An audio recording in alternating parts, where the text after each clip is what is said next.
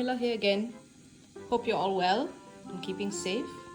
Today I'm going to show you how to make vegetarian mee goreng.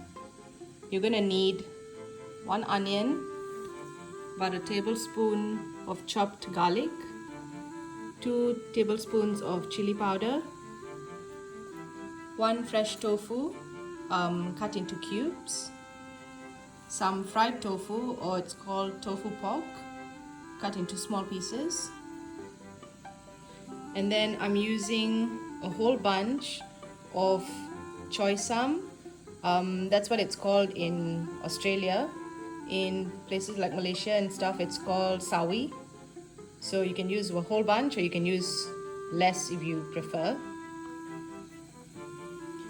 I'll also be using some vegetarian mushroom sauce. You can get any brand, that's not a problem. This is just the brand I use at home. We've got some bean sprouts and the noodles. The noodles that I'm using today are the cooked Hokkien noodles. As long as it's the thick noodles, it's fine. What I've done is I've actually put it into a bowl and poured some hot water on it and just loosened the noodles up so that all the oil on it is removed as well. After that, I've got this cooking caramel.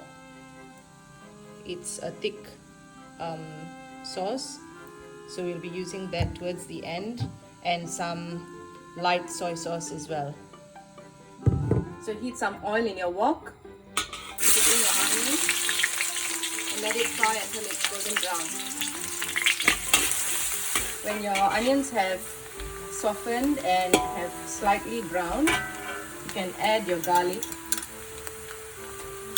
and let it fry, because the onions will continue to cook as well, so you don't want the onions to be black, so this is a good time to add your garlic.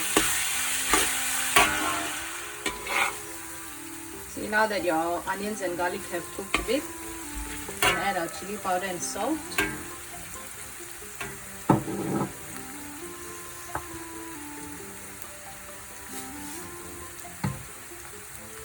A little bit of water so that the chili powder doesn't burn.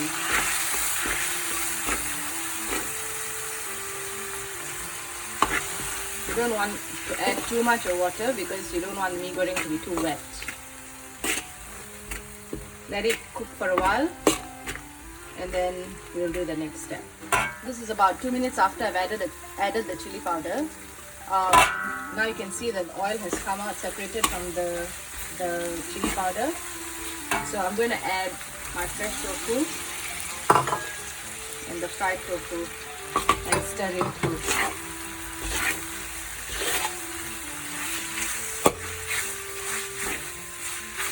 Once that's mixed well and it's cooked for a few minutes, you can add your choy sam or sawi. I've included the stalks as well, so nothing is wasted.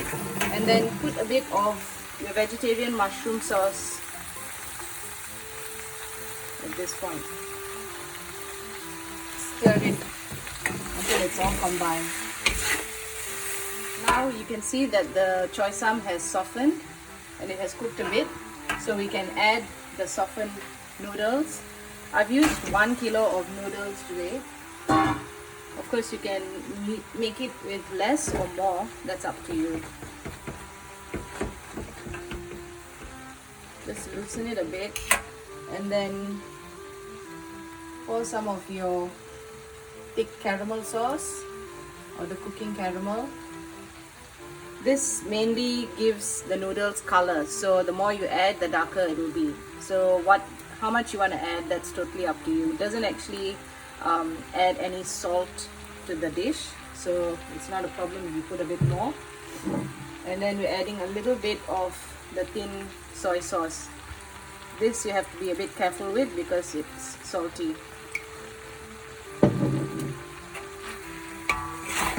And then stir it through.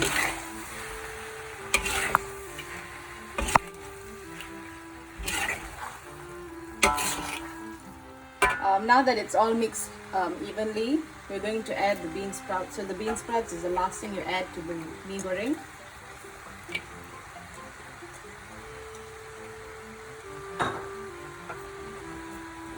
stir it through. So mee goreng is actually a really simple dish. Of course, there are a lot of different recipes out there. This is just a recipe that my mother has taught me how to make, and she kept it really simple, and mainly because it was something that I loved to do when I first started cooking, and this recipe sort of stuck and everyone likes it like this, so that's why I chose to show you this version of it. Well, all you need to do now, once it's served through, is to taste the salt and adjust it to your taste, and then your dish is done. Happy cooking!